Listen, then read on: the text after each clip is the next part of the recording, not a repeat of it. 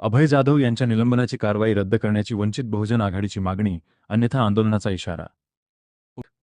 नवी मुंबई महापालिकेत डॉक्टर बाबासाहेब आंबेडकरांचा पुतळा उभारण्याचीही मागणी. नवी मुंबई वंचित बहुजन आघाडी, नवी मुंबईचे महानगराध्यक्ष अश्वजित जगताप यांनी नवी मुंबई महानगरपालिकेचे आयुक्त यांना निवेदन देत महापालिकेतील अधिकारी अभय जाधव यांच्या निलंबनाची कारवाई तात्काळ रद्द करण्याची मागणी केली आहे. निवेदनात म्हटले आहे की अभय जाधव यांनी महापालिकेच्या महासभेत मांडलेल्या विषयामुळे त्यांच्यावर करण्यात आलेली कारवाई अन्यायकारक असून त्यामागे काही अधिकारी व प्रशासकीय दबाव असल्याचा आरोप करण्यात आला आहे. तसेच मागासवर्गीय अधिकाऱ्यांना लक्ष्य करून निलंबनाची कारवाई केली जात असल्याचा आरोपही निवेदनात करण्यात आला आहे. याशिवाय नवी मुंबई महानगरपालिका मुख्यालय परिसरात भारतरत्न डॉक्टर बाबासाहेब आंबेडकर यांचा पुतळा उभारण्यात यावा अशी मागणीही वंचित बहुजन आघाडीने केली आहे.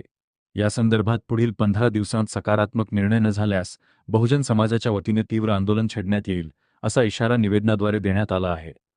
यावेळी कोणतीही कारवाई अथवा दबाव आला तरी आंबेडकरी समाज आणि वंचित बहुजन आघाडी मागे हटणार नसल्याचेही निवेदनात स्पष्ट करण्यात आले आहे.